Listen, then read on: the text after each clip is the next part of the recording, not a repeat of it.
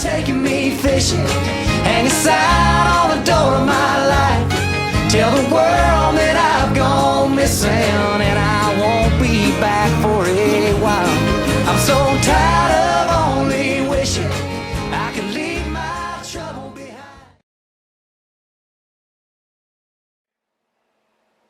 Okay, today folks, I'm going to show you how to make the floating fly float that I make when I'm doing my floating fly fishing during the cold winter months.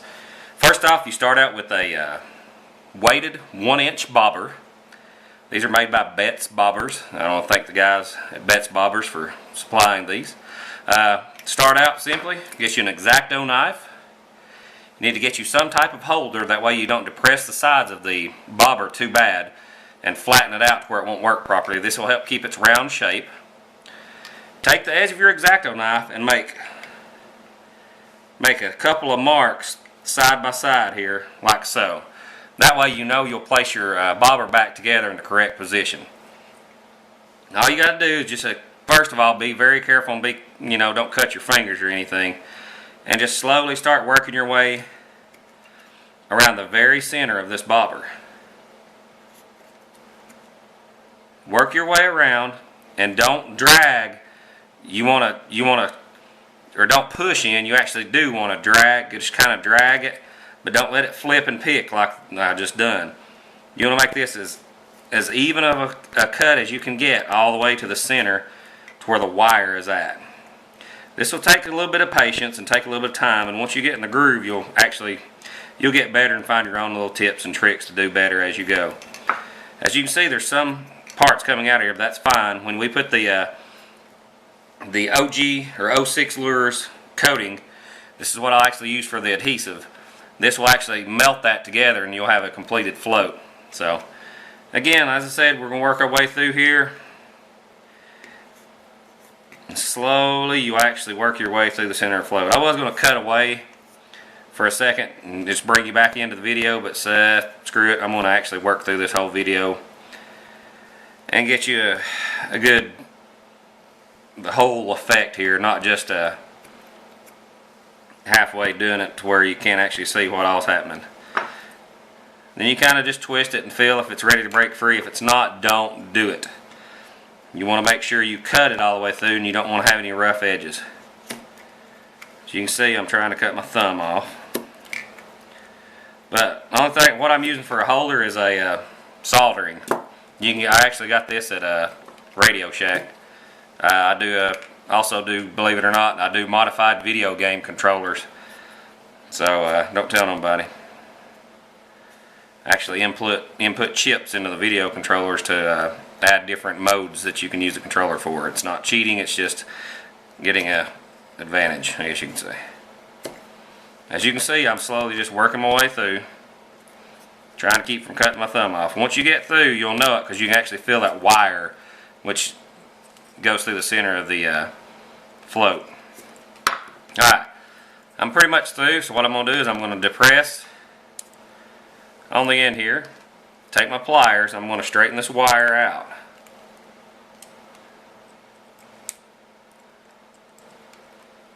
Try to keep it as flat as you can because you're going to use it a little bit later. Alright, try to pull this whole section right here out as one piece, and do not lose your spring. We'll easily work it out here.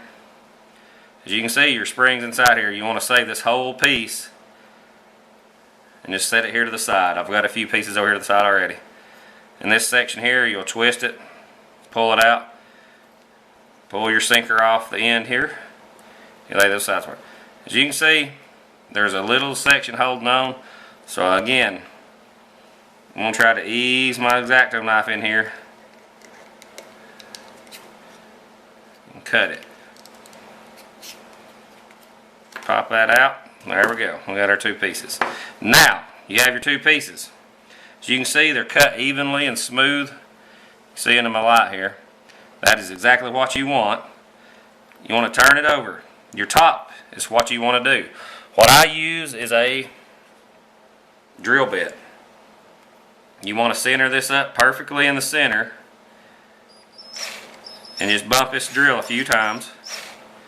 Make sure you're centering it up. And what you're going to do is actually create a cavity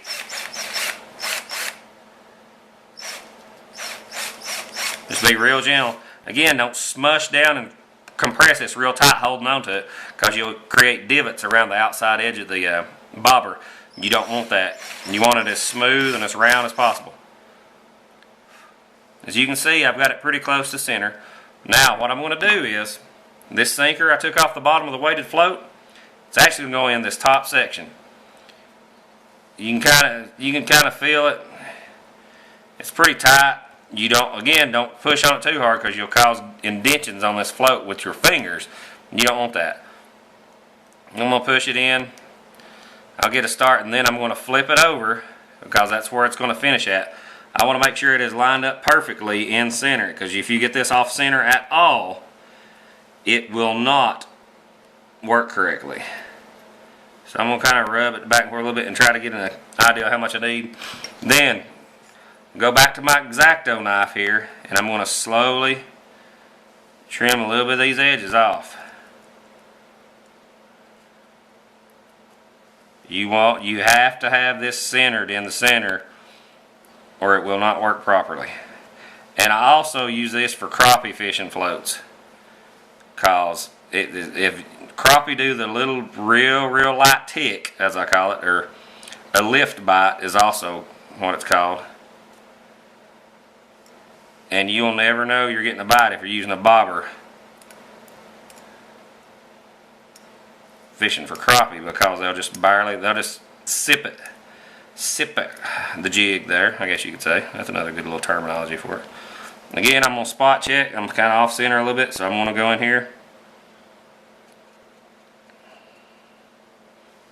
work it real slow.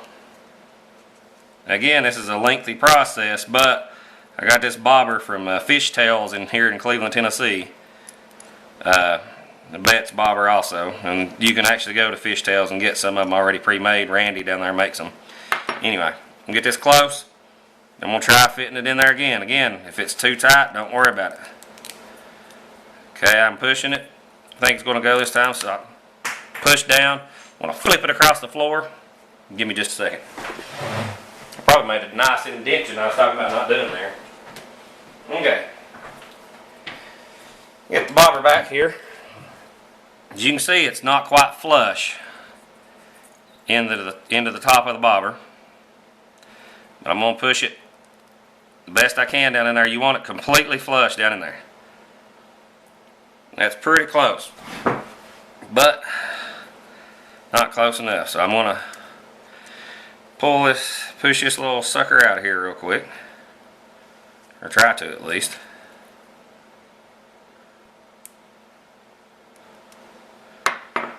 And I'm going to just barely bump the edges with my drill.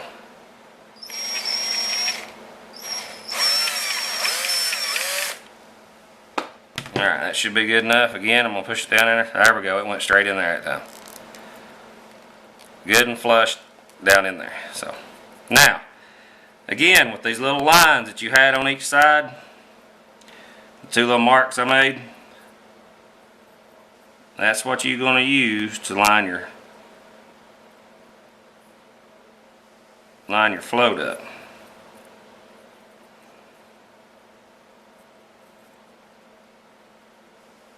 And right there. You can see it line up perfectly. Now, just going to take a brush, take my 06 coatings here. I'm going to apply the glue to the edge. Do not put it down in the hole, because your float will not work properly if you do that. Just make it sure it's on the edges. And try not to get it down into the center of the sinker that you just input into there. Take it. I want to line it up. My little marks I had, you might spin it around till you find it.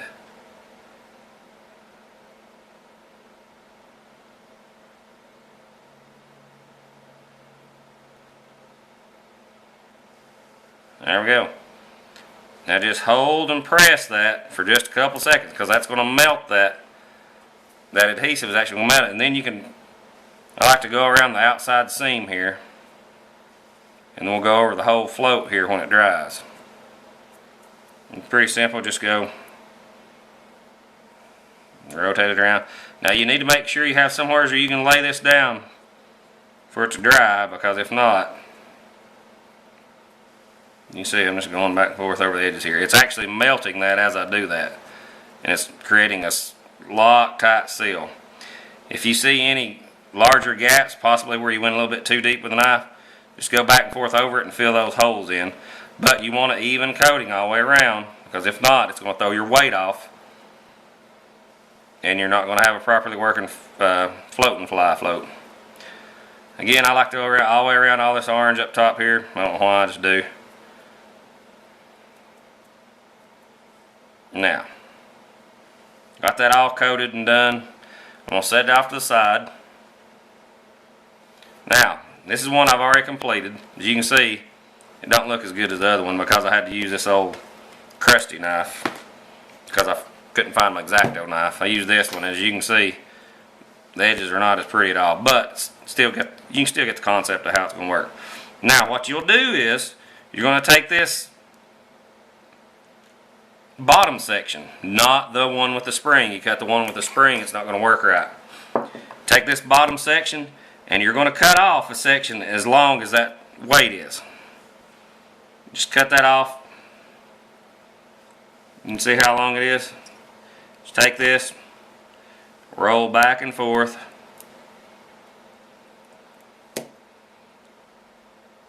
And some people just, or I've seen people do it, but I've actually used just a set of pliers and cut this and pinched it off, and I don't think it works as good, so I like to slow roll it until it cuts it.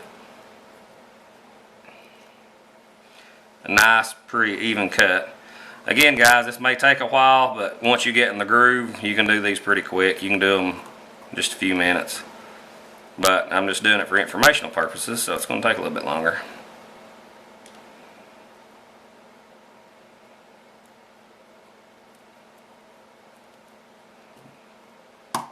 There we go. Pretty even. Now, that's the bottom of your float. That will simply go in like so. Again, put just a dab of glue right here. You do not glue the top. Now, your wire. You want to cut that same amount off on the end. You can see these two. There's one I've cut and one I've not cut. You can see the difference in the length of the wire. That's about 1/8 of an inch, not even quite 1/4 of an inch. So I've taken that off and slide it down in the top here. Press it down inside the float. You want to put the top of the wire in the side that has an empty hole, not one that's filled in. Press it completely to the bottom, and you want to roll that tip over. I do it the smallest as I can. Once you roll that tip, you need to put it into the hole that is filled. As you can see, there's your finished floating fly float. This one's a little bit off. Again, like I said, it was well, it's still a little bit damp from where I did it earlier. I just evened it out. Now, when you set that in the water, it's going to set up evenly like so. So I'll be right back in just a second. I'll show you how these floats work. Okay, I'm back now. As you can see, this float's tilting to the side just a little bit, so plain and simple, that shows that I did not get the sinker centered properly. But I can still give you an example of how this works and the whole concept of the issue. Or not the issue, but the whole concept of the purpose for making these floats. Alright, this is my fish. In other words, it's my spaghetti noodle thingy here. Alright, if a fish comes in and it barely bumps that instantly, you see that float? It's instant. It flips directly onto its side because of the way it's weighted. Now this only works with a 1/16 ounce with the 1-inch float that we're using. If you do a 32 ounce, you have to use a 3/4 inch float, and they are extremely small and hard to see. But I always crappie fish with a 1/16 ounce float, so that's why it happened. Now, for instance, you can watch. I'm barely touching that, and that float instantly flips See how it instantly flips on its side? It's kind of a bad angle there. I can't quite show you the true way it works. Let me ease it into the camera here. As you can see, if I bump that at all, that float instantly flips on its side. I'm barely bumping it and it's flipping. That is a sign of a strike, and when you're crappie fishing, those lift bites, you're going to nail them every time. Or if you're floating fly fishing, it's going to do the same. Another thing, I cast out there. I'm fishing a 12-foot leader floating fly fishing. If that float's on its edge, I know that I'm on bottom. So if I go to pull it and drag it, it's going to flip upright. Again, this float, it's obvious that I didn't get it centered perfectly. This is the first one I've made in a while. The one I just did on video is off to the side drying right now. But that's the concept of the floating fly float and how much more sensitive it is than a regular float. If you throw a regular just weighted float in here, it's just going to drop straight upside down. And it's always going to stay like that because of the weight. Here's a regular weighted float. You know, all the time it's sitting straight up. If I bump this to get a bite, it ain't going to do nothing. This right here, I barely bump that, and I'm not hitting the float even though it looks like it. I'm hitting the jig down the water. It instantly flips on its side if I can get over here and do it. Now, let me take this off of here using 10-pound fluorocarbon. Weighted float, and I'll show you the same deal here. Let me wrap this bad boy around a few times. Weighted float, it's always going to be straight up and down. See, I'm wiring that jig head out, and that jig is not that float's staying exactly the same. So how do you know if you can see the amount of motion I'm making? That float's not moving at all. I'd have to do like that, lift it all the way up out of the water to get it to show a strike. Again, now we'll go back to the float and fly little design float here. There's different. I've seen a few different videos on here that show that too, but this is the one I don't know, I didn't copy it, I don't think. But this is my little setup here. I've seen several different ones. This is the ones I use though. Again, I drop it in. You can see it's tilted to the side some. I apologize, I didn't get it perfectly centered. But the least bump, look at that. See how quickly that's flipping over on its side? That's the instant sign of a strike. Shoot. That's the instant sign that I let my leader a little bit too long here.